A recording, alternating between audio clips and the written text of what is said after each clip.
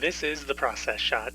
I'm Michael. I'm stuck in a haunted movie theater, and I've seen Vampire's Kiss, a horror comedy from 1988 directed by Robert Bierman. It follows Peter, a yuppie working as a literary agent by day, spending his nights at clubs engaging in self-indulgent behavior the way all yuppies probably did back then. Anyways, during his string of empty relationships, he meets Rachel, an attractive woman whose exterior belies a disturbing secret, vampirism. Taking her home, she bites Peter, thus beginning his transformation into a vampire. Well, assuming he even is turning into a vampire, and isn't just slowly losing his mind. Whatever the case, he begins to take his newfound frustrations out on his secretary, but she can only take so much herself before something eventually gives. The majority of the movie's focus is on Peter, of course, with her role being more of a subplot. In a similar sense, it's not even as much of a story about Peter's transformation as much as it is about everything related to his mental state. The whole film is essentially a chronicling of a breakdown and his denial of it, as well as living in denial in general, and his inability to properly cope with either of these, no matter how many superficial distractions he treats himself to every night.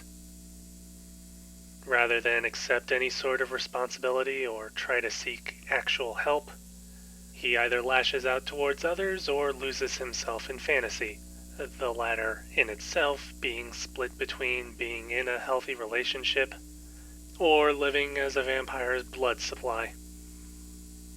As the story continues, it becomes a bit clear that Peter is so self-absorbed that he all but refuses to acknowledge his actions, and instead indulges in his alleged vampirism as if hoping to be absolved if he acts so brazenly that somebody decides to fight back or respond in some way.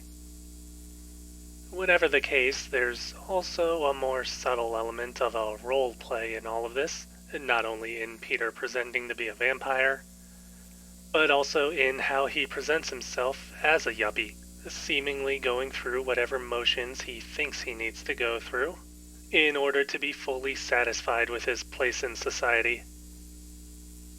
It's a facet which comes right back around when he even begins to think that all he needs to truly be happy is to settle down with the right woman, even though that's technically what started all this downward spiraling.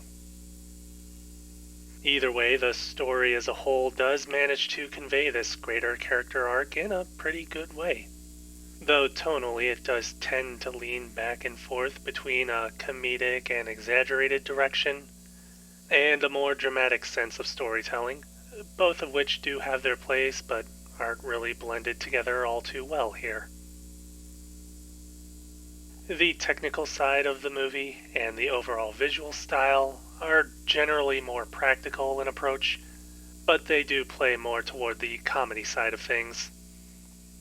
Camera work and cinematography like to play into Peter's descent into madness, whether it be in the exaggeration of his vampire fantasy and what he perceives as evidence of his transformation, or in more stark and somewhat tragic shots that put a more objective perspective of his decline on display.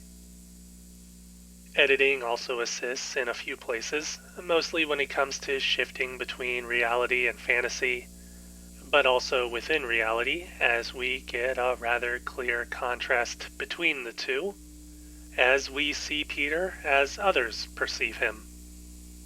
I will say that it's more in the smaller fantasy moments that the stylism comes through, since the greater idea of the story is this loss of mental stability in the face of excess and denial. It might be a bit muddied in getting this across, honestly, but overall I would say that whatever the case, it still tries to have a sense of fun with all of it.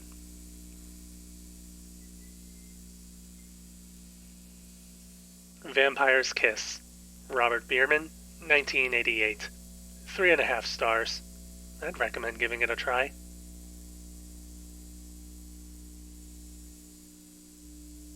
That's it for me. If you like this review, leave a like. If you have something to add, leave a comment. Subscribe to the channel for more reviews. This movie did make the rounds online a long time ago because of the overacting, but it almost makes sense when you actually see it in context. The key word here is almost, though.